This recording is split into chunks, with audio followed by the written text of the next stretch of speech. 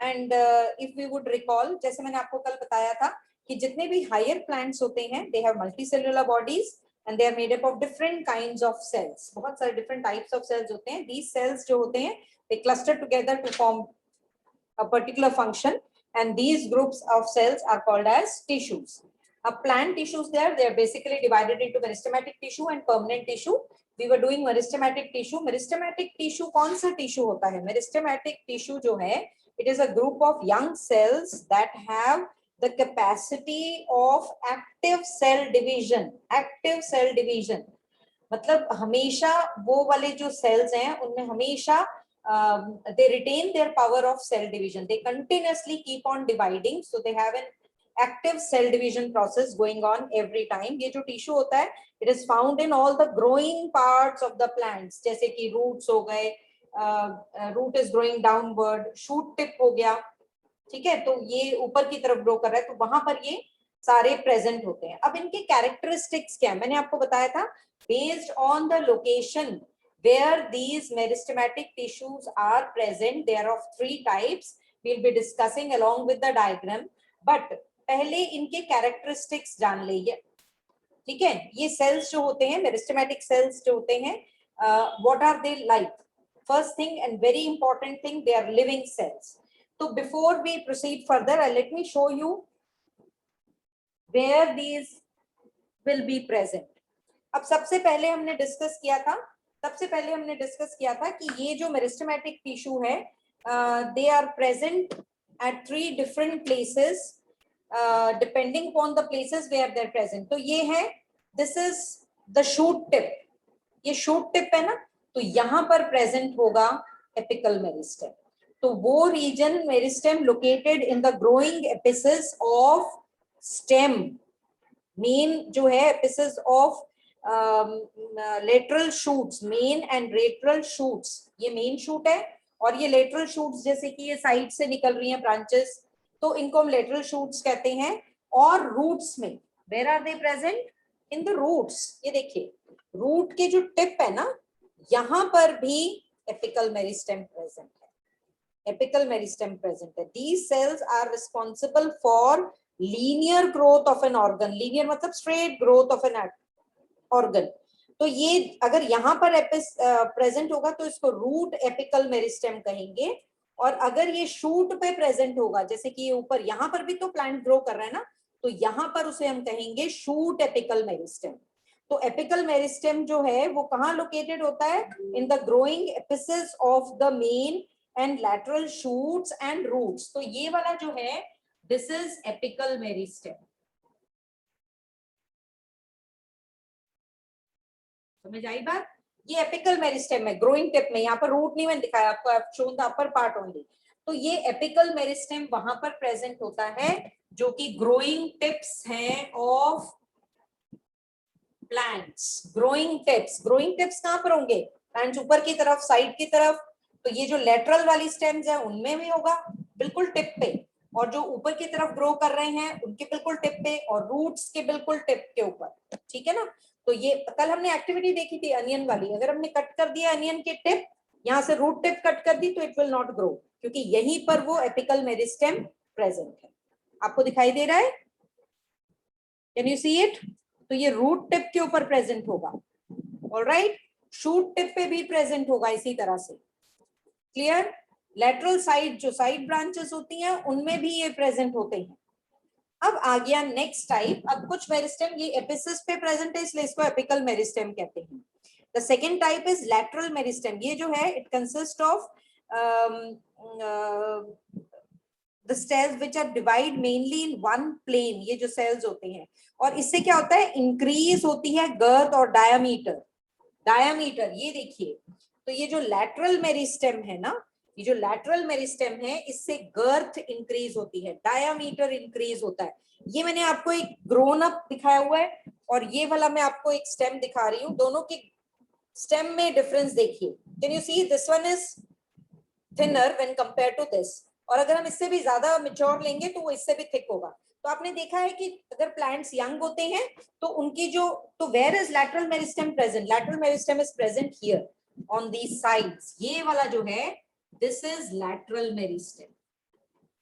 इससे क्या होता है, लेटरल मेरिस्टेम में जो सेल्स हैं वो कंटिन्यूसली डिवाइड करते रहते हैं और साथ साथ में इंक्रीज करते हैं गर्थ। गर्थ मतलब ये डायामीटर जो है ना, ये डायामीटर इसको इंक्रीज करते हैं। Can you see it difference? देखिए, क्योंकि ये अब ये थिन है, this is thin and this is thick, तो ये कैसे हुआ है? Because of the presence of meristem here, lateral meristem here.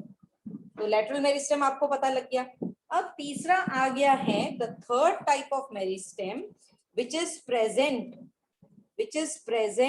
located where? In the regions where it is usually at the base of a node वो region है जहां से leaf या ब्रांच इमर्ज हो रही है। मेन स्टेम के ऊपर जहां से लीफ या ब्रांच इमर्ज हो रही है वो उनके बेस के ऊपर होगा या लीफ के बेस के ऊपर। ये देखिए, एक लीफ की भी अपनी ओन ब्रांच होती है ना, ये देखिए यहाँ पर जो ये पार्ट है लीफ का, इसके बेस के ऊपर भी इंटरकैलरी मेरिस्टेम होगा। Can you see it clearly?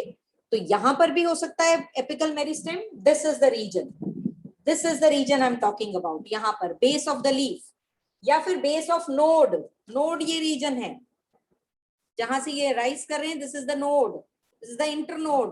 तो यहां पर भी वो प्रेजेंट हो सकते हैं, बेस ऑफ इंटरनोड या base of node. This is base of node and this is base of internode. तो यहां पर जो प्रेजेंट होता है the third type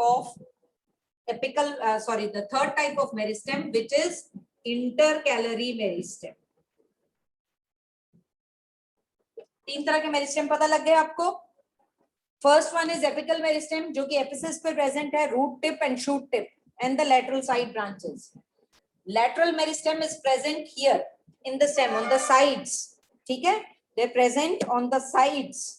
lateral meristem जो है ये दो तरह का होता है, कॉर्क कैम्बियम है जो vascular bundles and in vascular bundles दो तरह में होगा, एक कॉर्क कैम्बियम में होगा, एक वेस्कुलर बंडल्स में होगा। We will be discussing this letter.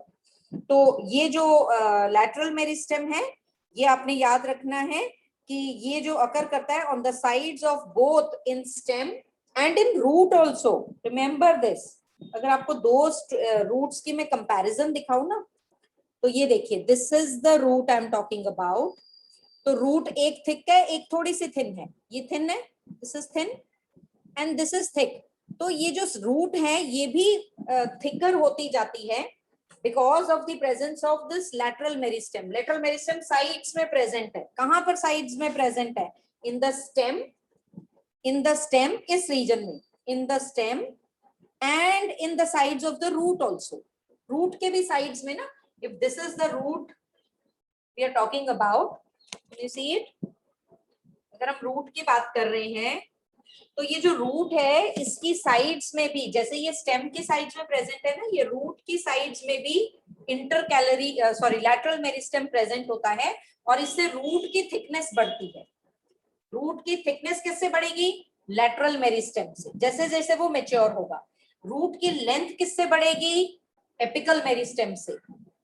समझ आ रही है बात? लेंथ डीप अंदर जाता है ना, रूट और लंबा होकर नीचे जाता है, उसकी लेंथ बढ़ती है और शूट प्लांट की हाइट बढ़ती है बिकॉज ऑफ एपिकल मेरिस्टेम।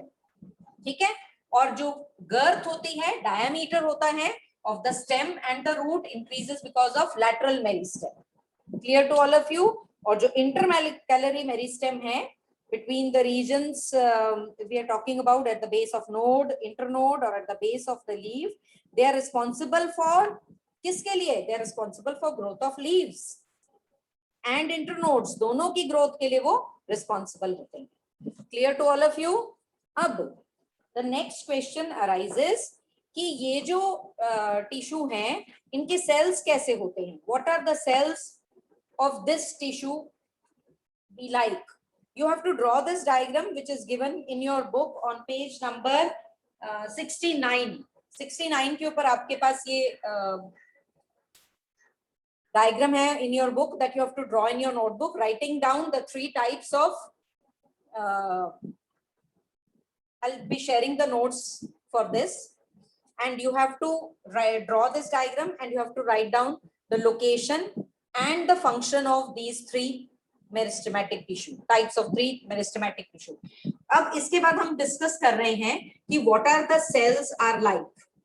ठीक है, तो पहली बात I will raise this diagram for you first. we're discussing the characteristics of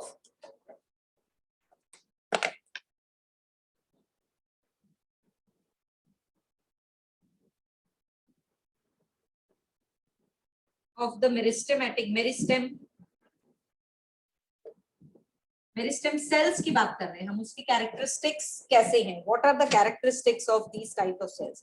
पहली बात है कि दे आर लिविंग सेल्स, सबसे बड़ी बात है, ठीक है। जबकि हमने डिस्कस कर लिया था कि most of the plant tissues are supportive, लेकिन ये जो है तो आप हम जब डिस्कस कर रहे हैं तो first one that meristem is made up of living cells, ठीक है।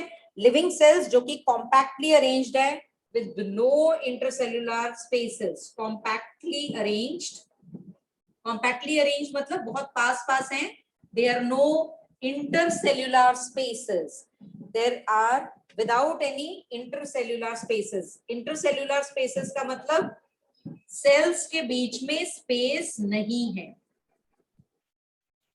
Why we are discussing this? क्योंकि we'll be studying in this chapter itself somewhere that there are different types of tissues जहां पर spaces भी हों, ठीक है। तो हम ये specify कर रहे हैं, they are compactly arranged cells without intercellular spaces. Next thing you have to remember that these cells are thin walled. हम क्यों बता रहे हैं ये characteristics? क्योंकि हम आगे पढ़ेंगे कि ये जो बाकी के cells होते हैं they're thick walled also. तो ये thin walled हैं and they may be in shape of, कैसे हो सकते हैं, राउंड हो सकते हैं, they can be even polygonal, ये शेप्स आपको पता है, पॉलीगोनल शेप भी हो सकती है, राउंड शेप भी हो सकती है, ओवल भी हो सकती है, और इवन रेक्टेंगुलर, ठीक है। इनकी shape either of these things can be their shape. अब ये जो है, ये इनमें जो साइटोप्लाज्म है that is dense cytoplasm they have present. Cytoplasm आपको ऑलरेडी पता है, तो इनका जो साइटोप्लाज्म है दैट इज डेंस ग्रैन्युलर है। अब आपने एक और बात याद रखनी है कि जो न्यूक्लियस है वो लार्ज एंड प्रोमिनेंट है, large nucleus, large and prominent nucleus, ये हम डिस्कस कर रहे हैं, you can keep noting it down my dear. They have large and conspicuous nucleus. अच्छा, ये जो सेल्स होते हैं they are immature and undifferentiated, cells जो हैं इमेच्योर हैं और अनडिफरेंशिएटेड है, क्योंकि मैंने आपको बताया इनमें से ही there are some cells which are going to get mature and then get differentiated into permanent tissue, जिसके बारे में हम नेक्स्ट क्लास में पढ़ेंगे। तो यही मेरिस्टेमेटिक सेल्स हैं जो कि परमानेंट टिश्यू में कन्वर्ट होंगे जब वो डिफरेंशिएटेड हो जाएंगे and they will become mature. तो नेक्स्ट कैरेक्टरिस्टिक्स है these cells are immature and undifferentiated and they are very important and true characteristics. They are capable of dividing, they are capable of dividing indefinitely.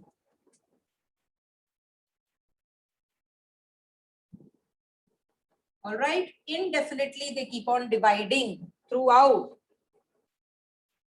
अच्छा, ये आपने याद रखना है कि they don't have any reserve food material because they are undergoing always active cell division, they don't store food material, you can include this point, they don't store food material, they don't have any reserve food material, ठीक है। should I write down this point, write down here,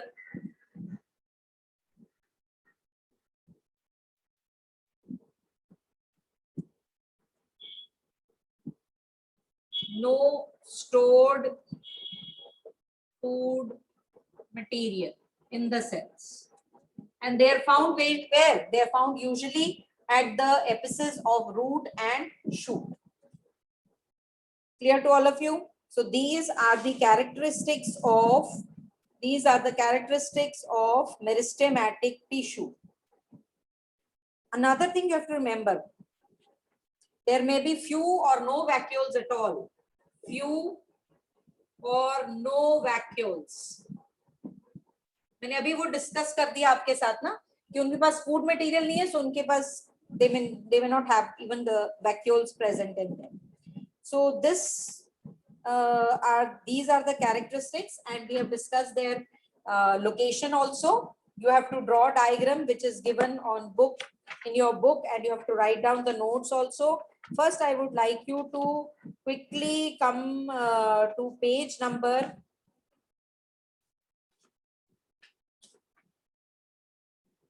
69, where the diagram is also there, and there are in-text questions. Jaldi se wo discuss kar lete hain. What is a tissue? Yes, Hiteshri, can you tell me? Please unmute yourself and tell what is a tissue.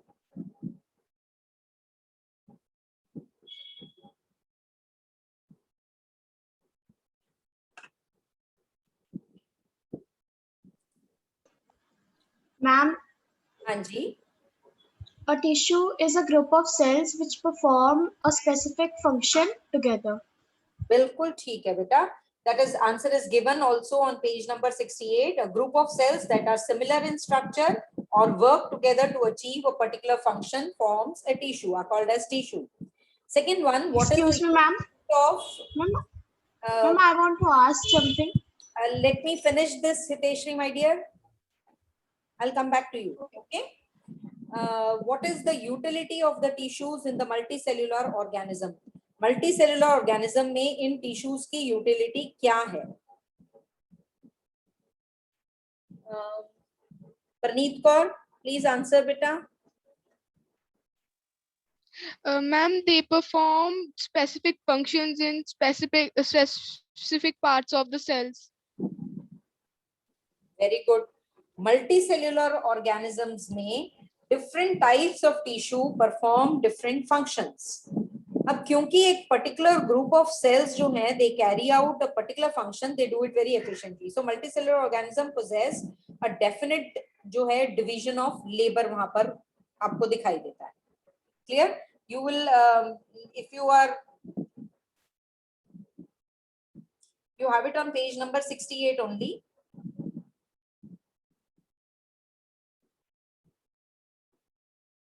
In the first paragraph itself,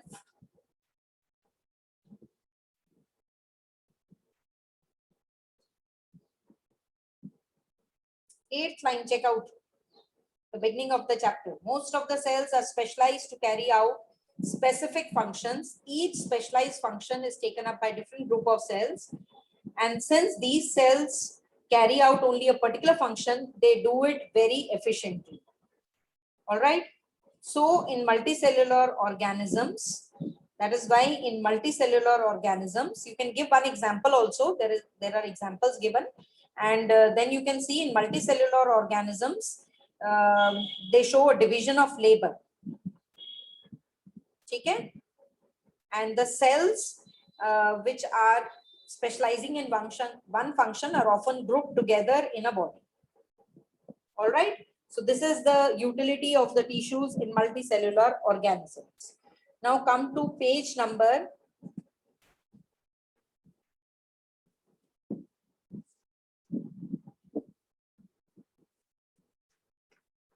78. Back exercise questions. You have the first question, define the term tissue, that we have already defined, so you need not do it again. And then you have, that is all. We'll be doing this question. So you will be doing these two questions, plus you will be at the same time, what you will be doing, you will be drawing this diagram of meristematic tissue, location of meristematic tissue in the plant body, and you will write down about the characteristics of the cells of the meristematic tissue, and you will be also writing down at the same time, you will be also writing down about the location and position of the different types of meristematic tissue. All right, this you will have to complete because there are not much questions related with this, so we will write it down. Better write it down in our notebooks about this, because otherwise you tend to forget it when you are reading the chapter. All right, and this is quite an important part of the chapter.